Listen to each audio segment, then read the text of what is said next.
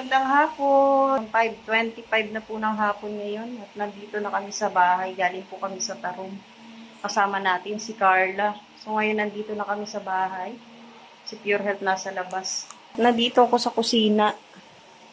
Ayan, meron pong pinadala si Carla sa amin. Binigay po ni Carla. Ito po, no?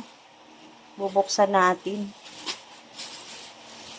Ito po yung binili niya po sa Tarum. Sa tita niya. Ayan, oh. Wala, ang lalaki. Tignan ninyo, ang lalaki, oh. Ay, grabe.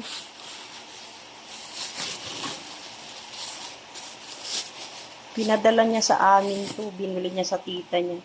Ala, ang lalaki. Tignan niyo, oh. Ang laki. Bagong huli. Madami? Bagong huli pero patay na. Joke lang. Hinayin lang po yan huli. Ayan, binili ni Carla. Tapos ipinadala sa amin. Ayan, ang lalaki. Medyo marami din siya. Ay, may maliit din pala. Ayan, oh. Oh, tignan nyo, bagong huli. May mga putik-putik pa eh, oh. So, marami din siya, oh. Ngayon po, bago bumaho, syempre, iluluto natin. Ayan, oh. Sobrang dami naman na binigay niya sa amin. Ay, grabe, ang laki-laki nito, oh. Ito, favorite po to ng bunso kong anak. Favorite niya to. Ayan, oh. Sabi niya, 2 kilo daw to. Ayan, sa tita niya po yan binili. Kasi pumunta po kami doon. Namangka po kami. Ayan, oh. Sobrang dami. Akala ko sa kanya. Yung pala ibibigay sa amin. So, yan po yung binigay ni Carla. Oh. Dami. Ngayon po, sabi ni Pure Health, papakuluan. Papakuluan lang po muna natin siya. No? Para po hindi bumaho. Ayan, papakuluan muna natin siya. Lalagyan natin ng asin. Tapos tatanggalin natin yung tubig. At ilalagay na po muna natin sa ref. Kasi gusto pala nilang... Anong gusto nyong luto, ate? So, wala kaming gata. Kaya ang gagawin natin, papakuluan muna natin siya sa tubig. Lalagyan nating asin. At ilalagay natin sa ref.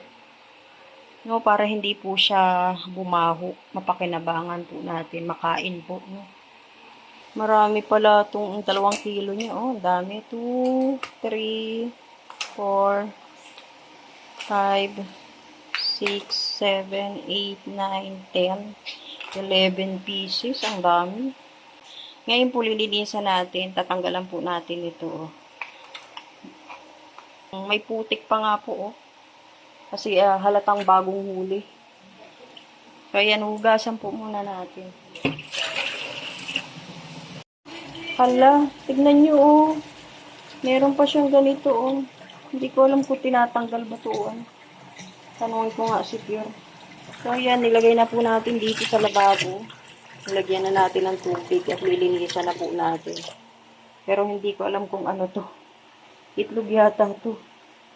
Kung kailangan ba itong tanggalin. Ayan, oh. Ang dami, oh. Ayan na po. Nalinisan na po natin. At lumabas po kami.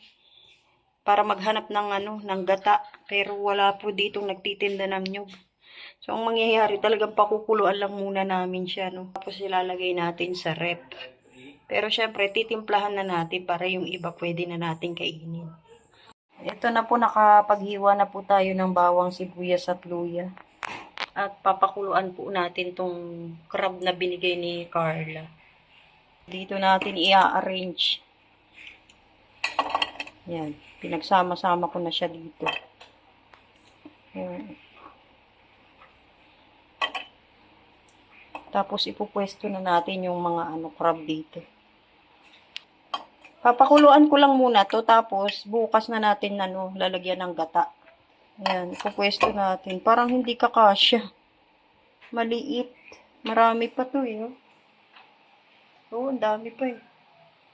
Ayan, hindi po siya kasya. Ililipat po natin tong crab dito po, no? Kasi hindi po siya kakasya dahil marami. Ito pa po yung kailangan nating ilagay. Ayun, ililipat po natin. Yan. Dito sa kabila. Uy. Siyempre, pati rin itong ano. Kailangan talaga sa ilalim to para amoy na amoy natin ang ano, bango.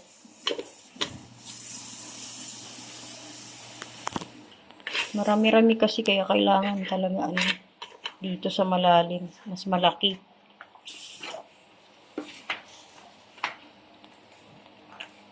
Ang lalaki pa naman ng crab na to. Grabe oh. Diba? Dami naman binigay ni Carla.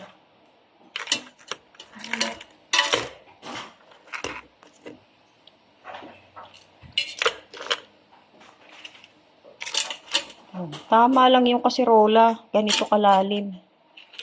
Kasi ang dami oh. Uy, ang sarap. Ang laki nito oh. Ito itong pinakamalaki oh. Yan ah. Dami. O, yan. So, ayan na po, naiayos na natin. Inilalim ko yung malalaki para ano, mas maluto siya. Tapos ngayon, nalagyan natin siya ng asin. O. 2 kutsara. Ay, 2 ganito. Tapos, paminta. Ngayon, isasalang na po natin. Tapos, bago pala natin buksan yung yung kalan, lalagyan natin ng tubig. Ayan. 2 tasa ng tubig. Ngayon, pwede na natin buksan yung yung kalan. Okay na. Tapos, tatakpan pala natin. Ang tinakpan na natin, hahayaan na po natin siyang kumulo. Yan, titignan na po natin kung ano na po nangyari. Wow, nag-iba na po yung kulay niya. At medyo pakukulo-kuluin lang po natin para pwede rin po nating iulam bago po natin ilagay sa ref. O, diba? Ang bango, amoy luya, sibuyas, at saka bawang. At syempre, amoy crab. O, diba? Ayan na, kumukulo-kulo na. Kanina pa pala kumukulo. Uy! Bumula! Ibig sabihin, luto na. Ay, titikman ko muna pala.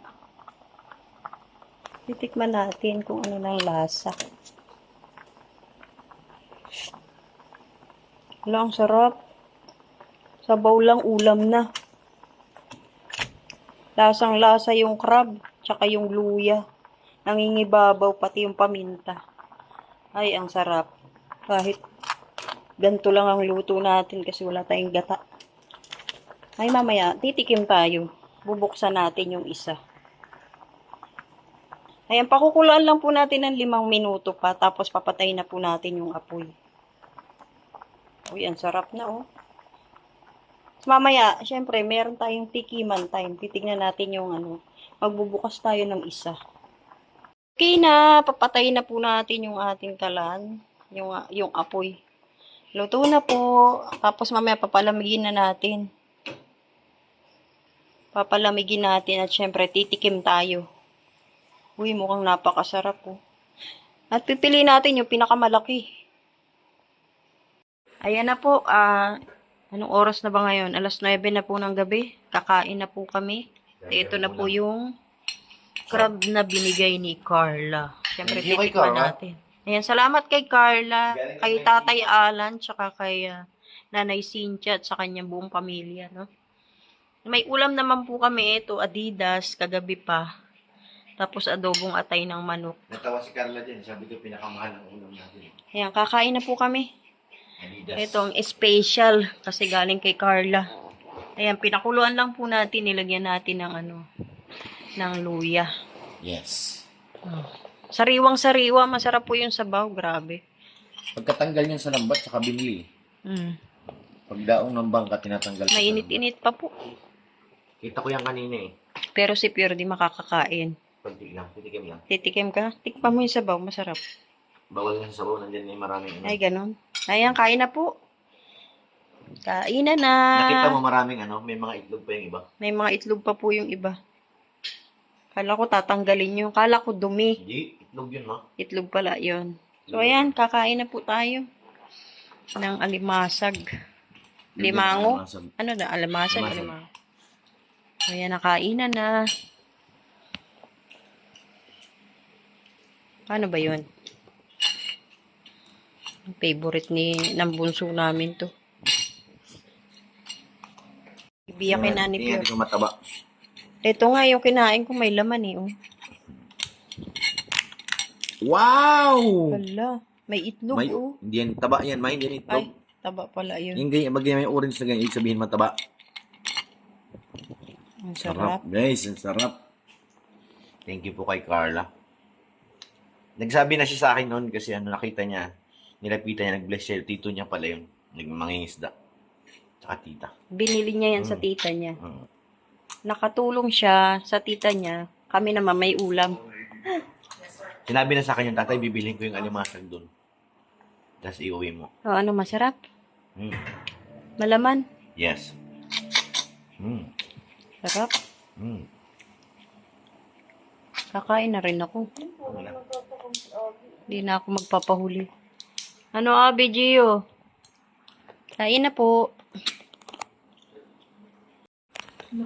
Ay ano, akala ko isa lang ang kakainin ko. Ayan po yung isa, naubos ko na. Kumuha pa ako ng isa. Sana di ako ma-high blood. Ito yung anak. Pero sobrang laki nito, oh. Ito yung Tingnan mga niyo. anak niya. Oh. Ay, ayoko kainin yan. Hindi yung baby niya yan. Ayan yung itlog. Ayan. Pero kinakain to. Oo, nakain niya. Ay, ayoko niyan. Nakakaawa, baby pala yun. Ayan, oh. Mas malaki na yung kinuha ko, di ba? Taba din, oh. Kahit may itlog siya. Wala, ang laki ng kamay, oh. Akin yung kamay. Kagat. Tikman mo natin yung ano. Halak pati. Ang Pag laki. nakita to ni Bebe Yarito, kagat lang sa akin. Ang laki ng kagat, eh, oh. Tingnan nyo naman. Kagat niya, oh. Laki. Ngati ko na, ah. Aligi yan. Sarap. Tara, kain tayo ulit. Pangalawa. Pure, ha? Baka ma-high blood ko. Papay na ako. Ayan na, oh. Kumakain. Hindi rin siya nakatiis, eh. Ate, tikman mo. Masarap. Ito na po. Tapos na po kaming kumain. Ito po yung nakain namin. Pati yung anak ko nakikain na rin. So, ayan. Tapos na po. Dami naming nakain. Busog na kami. Magandang umaga. Ngayon titignan natin yung natira pong crab doon sa niluto natin kagabi. Ito na lang po yung natira. Konti na lang po. Mukhang hindi na po natin magagataan kasi kahit pinakuluan lang po natin sa luya, bawang at sibuyas, nilagyan natin ng asin. Malasang malasa po siya, no? So, hindi na po natin yan magagataan dahil okay na po yung lasa at halos maubos na rin. Ano? Pero itong mga natira, mga malalaki na. Konti na lang po yung crab na natira dahil inulang po natin kagabi. At sabi ng anak ko, okay na daw po yung ganun luto. Kasi masarap na po. So, ayan, magpapasalamat po tayo kay Carla. Maraming salamat. At sa inyo po, no, sa lahat po ng nagmamahal kay Carla sa Jomcar, shout out po sa inyong lahat. Lalong-lalo na po kay Ate Connie, kay Ate Jenny, ayan, kay Ma'am Maylin, shout out po sa kanila.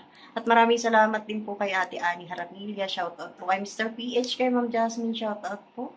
At sa inyo po, sa Kalingap viewers and supporters, mabuhay po, magandang araw, at God bless po. Salamat po!